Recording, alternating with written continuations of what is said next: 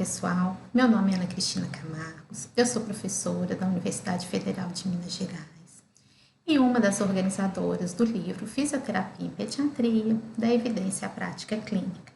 Como nós estamos comemorando um ano de lançamento do nosso livro e nós estamos muito felizes, muito orgulhosos do resultado desse livro e do retorno positivo que nós temos recebido, nós resolvemos comemorar com vocês com atualizações sobre os nossos capítulos. Então, eu estou aqui hoje para conversar a respeito das atualizações do capítulo de paralisia cerebral. Esse capítulo ele foi escrito por mim, pela professora Kênia Ayup, da UNB, pela Priscila Figueiredo, que é coordenadora do Núcleo de Ensino e Pesquisa da MR, e pela Rejane Gonçalves, que é docente da Faculdade de Ciências Médicas. Quando nós pensamos em escrever esse capítulo, nós pensamos em abordar os principais conceitos contemporâneos para a organização da avaliação e da escolha de intervenções fisioterapêuticas. Então, para organizar estruturalmente o processo de avaliação, nós utilizamos o modelo da Classificação Internacional de Funcionalidade, Incapacidade e Saúde, da CIF, destacando a importância de avaliar aspectos de atividade e participação para essas crianças. Então, a partir de uma avaliação bem estruturada, nós conseguimos elaborar metas em conjunto com as crianças e as famílias para escolher intervenções que sejam baseadas em evidência. Na escolha de quais intervenções nós iríamos descrever no nosso capítulo, nós optamos por utilizar as intervenções com o melhor nível de evidência, de acordo com a revisão sistemática publicada pelo grupo da Iona Novak. Esse mesmo grupo, esse ano, publicou uma nova revisão sistemática, agregando informações a essa revisão anterior. E hoje eu estou aqui para falar um pouquinho a respeito dessa revisão sistemática. Eu recomendo fortemente que todas as pessoas façam a leitura desse artigo na íntegra. O link está aqui abaixo, ele pode ser baixado gratuitamente, está em acesso aberto. E eu vou comentar um pouquinho a respeito dessa revisão aqui hoje. Essa revisão, ela teve como proposta descrever as principais intervenções, ou as intervenções que possuem um melhor nível de evidência, para fornecer informações atualizadas tanto para gestores de saúde quanto para os profissionais, ou mesmo para as famílias, para que elas saibam quais são as melhores intervenções que existem, que são disponíveis para suas crianças, Então, os resultados dessa revisão, eles auxiliam tanto profissionais quanto família no processo de tomada de decisão. Para facilitar esse processo, eles utilizaram um sistema de alerta de evidência similar a um semáforo. Então, eles consideravam ou classificaram como intervenções, como sinal verde, aquelas intervenções que já existem estudos suficientes para mostrar o seu benefício, Então, eles recomendam, utilize essas intervenções, elas são efetivas para as crianças com paralisia cerebral. Eles consideravam como sinal amarelo aquelas intervenções que ainda são necessários novos estudos para confirmar ou não a sua efetividade. E eles usavam uma linha tracejada. Essa linha, eles dividiam intervenções que provavelmente poderiam ser utilizadas, mas com cautela.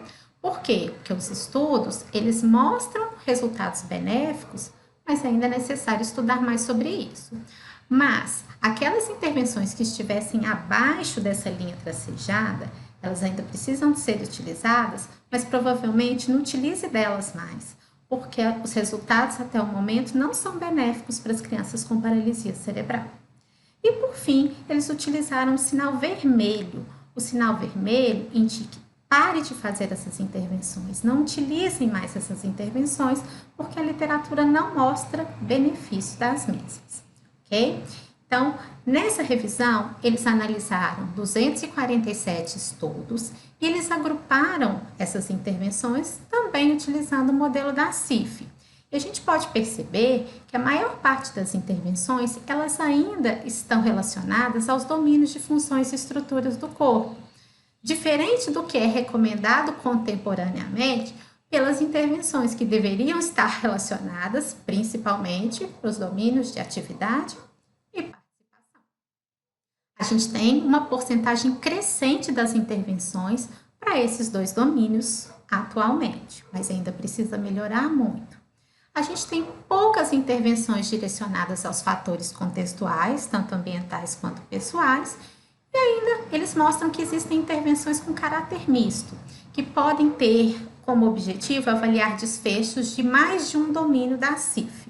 Como, por exemplo, a gente tem, então, 15% das intervenções que avaliam desfechos, né, estão relacionados a desfechos tanto de funções e estruturas do corpo quanto atividade, bem como 3% relacionados à atividade e participação.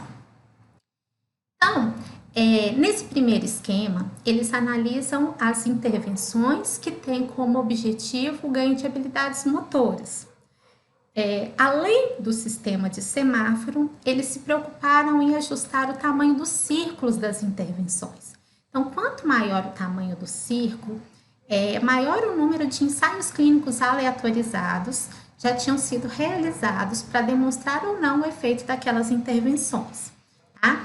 Então, dentro das intervenções, eles colocavam como em negrito o nome da intervenção, então, por exemplo, treino de mobilidade, e abaixo, em itálico, para qual desfecho aquela intervenção era utilizada. Então, no caso, por exemplo, o treino de mobilidade, ele era utilizado como, ele foi eficaz quando o desfecho avaliado era a velocidade de marcha. Okay? Então, como intervenções sinal verde, nós temos a terapia de movimento induzida pela restrição, programas domiciliares, treino orientado à meta, treino de mobilidade, treino específico da tarefa, treino na esteira com ou sem suporte parcial de peso, dentre outras intervenções. Os autores desse estudo, eles colocam que, independente do tipo de intervenção que é considerada sinal verde, em geral, os principais aspectos dessas intervenções, eles estão relacionados a 4 princípios.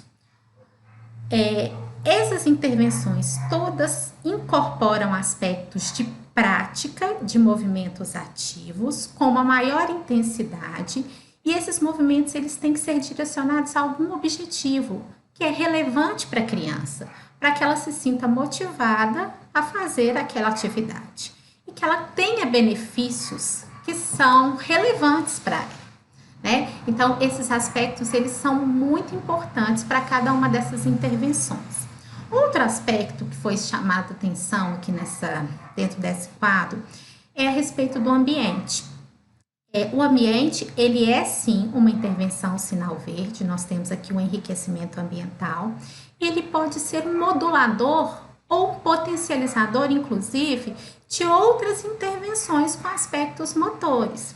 Então, o terapeuta tem que ficar preocupado também em pensar em aspectos ambientais ao propor as suas intervenções.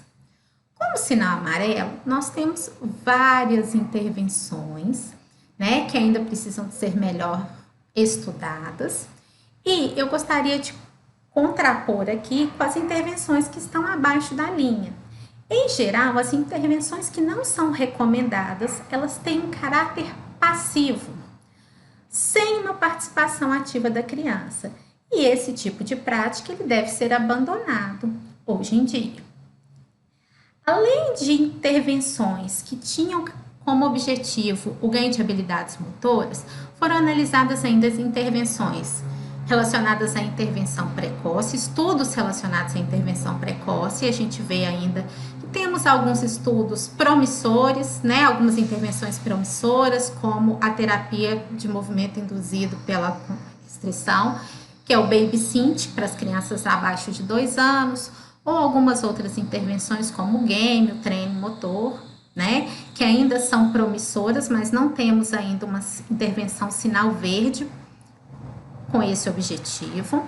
Quando foi analisada em relação ao tônus muscular, as intervenções sinal verde, elas se referem a intervenções médicas, né, como o uso de toxina botulínica, baclofeno intratecal, diazepam ou rositomia dorsal seletiva.